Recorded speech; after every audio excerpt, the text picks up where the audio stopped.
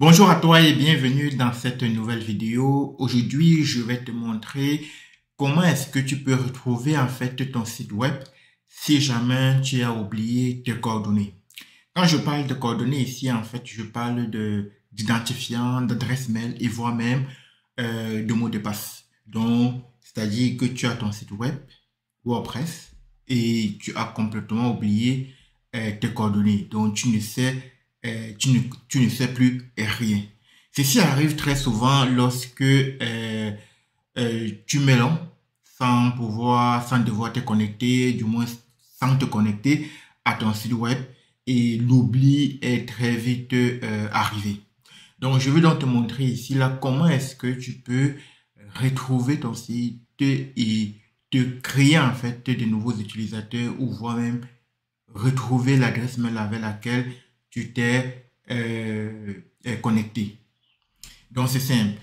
Avant de te montrer la technique, je vais te montrer comment est-ce que moi je me retrouve dans ce cas et comment est-ce que je vais retrouver mon site.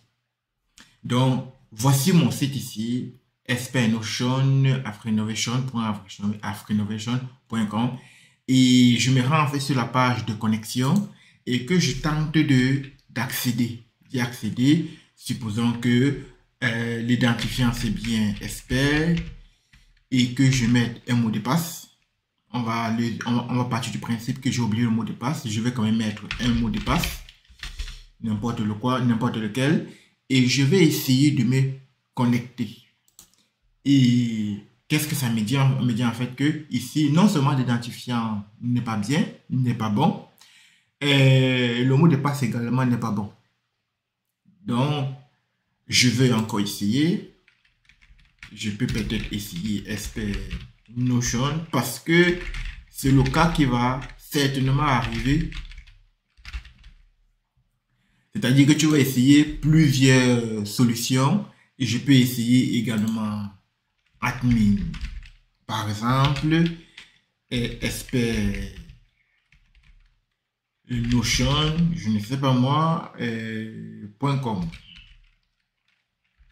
Parce que tu vas également essayer de te connecter avec ton adresse mail, avec l'un de tes adresses mail. Et je mets un mot de passe au hasard parce qu'on part du principe que j'ai oublié le mot de passe. J'essaie de me connecter, toujours rien. Donc, c'est-à-dire que là, en fait, j'ai oublié l'adresse mail, j'ai oublié l'identifiant et j'ai également oublié le mot de passe. Ce n'est pas un problème isolé. C'est un problème qui arrive très très souvent et surtout pour ceux qui gèrent plusieurs sites. Maintenant, place à la solution. Si cette vidéo est en train de répondre à l'un de tes problèmes, si cette vidéo te plaît, alors je t'invite à t'abonner dès à présent, si ce n'est pas encore le cas, et à liker et à partager cette vidéo.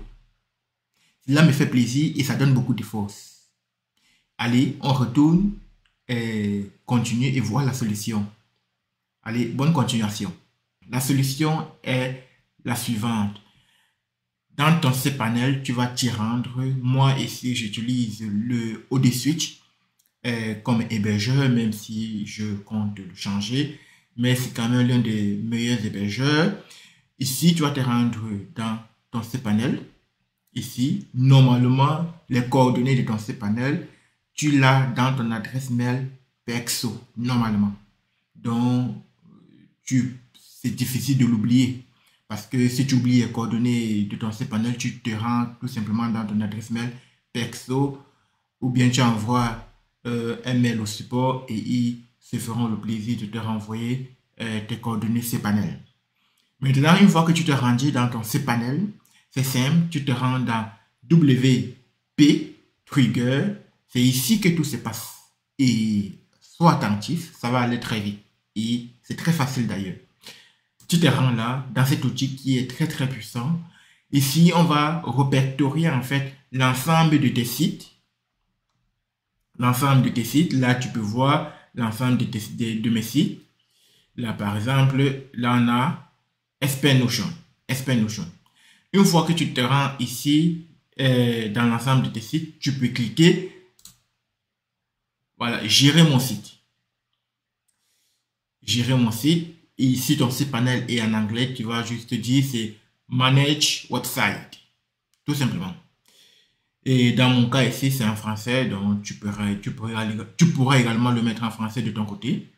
Voilà. Et si on a vu tout à l'heure que je n'arrivais pas à accéder à mon site web, mais or, une fois que je vais me rendre ici, j'aurai plusieurs options. Et l'un d'eux, ça serait de gérer les utilisateurs.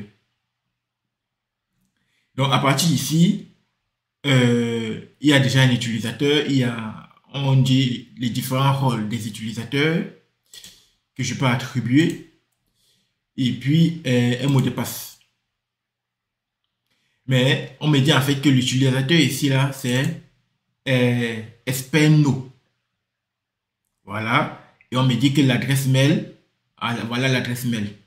Mais même si cette adresse mail est changée, mais le plus important ici, on me dit que l'utilisateur ici, là, c'est Espenno, qui est un administrateur, et je peux saisir un nouveau mot de passe. Donc, sans devoir me casser la tête, j'ai une solution à portée de main. Et encore plus, je peux retourner ici, je peux retourner là, et je vais cliquer sur administration. Une fois que je vais cliquer sur administration, qu'est-ce qui se passe? J'accède à mon dashboard. Donc, où je peux faire plusieurs manips, créer des utilisateurs. Par exemple, je retrouve l'utilisateur admin ici. Je peux créer d'autres utilisateurs et avec lesquels je peux me connecter. Mais cette action ne sera pas nécessaire. Pourquoi? Parce que dès ici, j'ai la possibilité en fait de donner un nouveau mot de passe à mon utilisateur qui est un administrateur et dont je connais déjà l'identifiant. Donc, voilà qu'à un clin d'œil, un claquement de doigts, je peux récupérer mon site. Donc, c'est ce que je voulais voir avec toi et j'espère que ça t'a apporté quelque chose. Si tel est le cas, n'oublie pas de lâcher un pouce bleu et puis de t'abonner si ce n'est pas encore le cas. Cela me fait énormément plaisir et ça donne beaucoup de force. C'était Jonas pour Afrenovation. Merci.